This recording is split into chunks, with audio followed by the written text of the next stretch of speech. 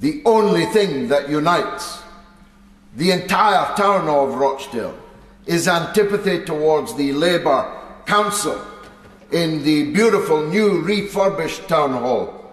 And that's something we intend to change in just a few weeks from now at the local elections.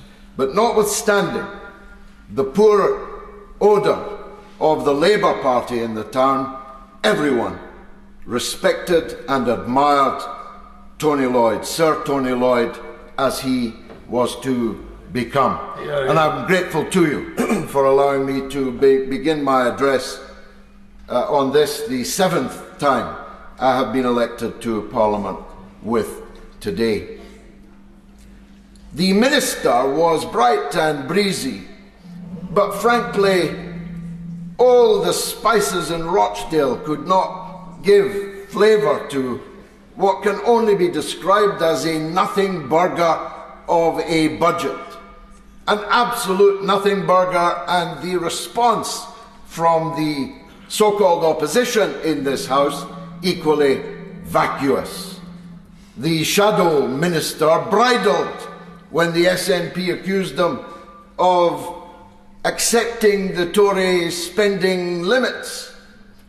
But he had no right to bridle, because everything that is being said by the leader of the opposition, by the shadow Chancellor of the Exchequer, accepts the economic orthodoxies of the Conservative government.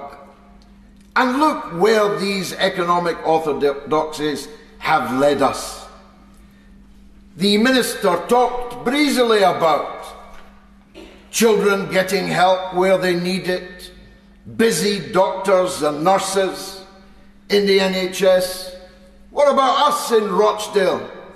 We have a new infirmary that's like a ghost town, Madam Deputy Speaker.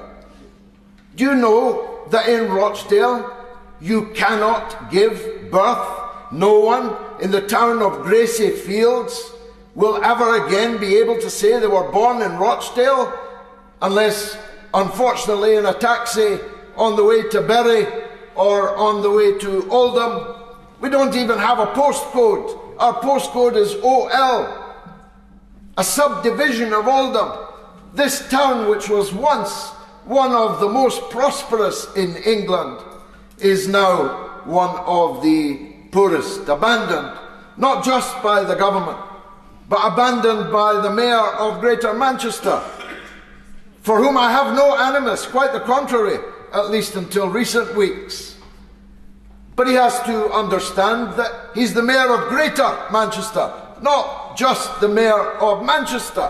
What about the towns around Manchester who get the wrong end of the stick? Imagine a town where you can't be born. Imagine a town where you can't die. They've taken away the A&E service also. During my campaign, in which I garnered more votes than the Conservatives, than Labour, than the Liberal Democrats, than the Reform Party, all of them put together, proving my point that actually outside in the country, most people feel a wish for a plague on both of their houses. Two cheeks of the same backside is the most popular phrase I have ever coined, because it so aptly describes not just the general political situation, but the debate on this very budget itself. The truth is, you can't even be banged up in Rochdale. If you get arrested, there's not even a police cell that they can take you to. In the course of the campaign, an old lady in a care home fell ill, took a turn.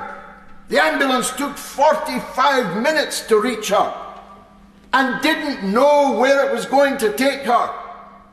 And neither did her relatives gathered around anxiously, because the ambulance driver had to find which A&E in the Greater Manchester area they could take her to. If it took her 45 minutes to get to another A&E, I've no idea what might have become of her. We are a town that has been abandoned by the state. We're a town that's increasingly abandoned by the Mayor of Greater Manchester. Half of the children, 50% of the children in two of the biggest wards in the parliamentary constituency are officially living in poverty. Half. Disgraceful. What was there in the budget for them, Madam Deputy Speaker? All the chuntering and joshing and japing matched by the other side. What was in the budget for those poor children needing help but no help forthcoming? Levels of child poverty in Rochdale are amongst the worst in the entire country. My goodness, 14 seconds left. How it flies. I just want to say that having given both parties a good spanking on the 29th of February, I've got my boots on to give them a good kicking anytime I catch your eye.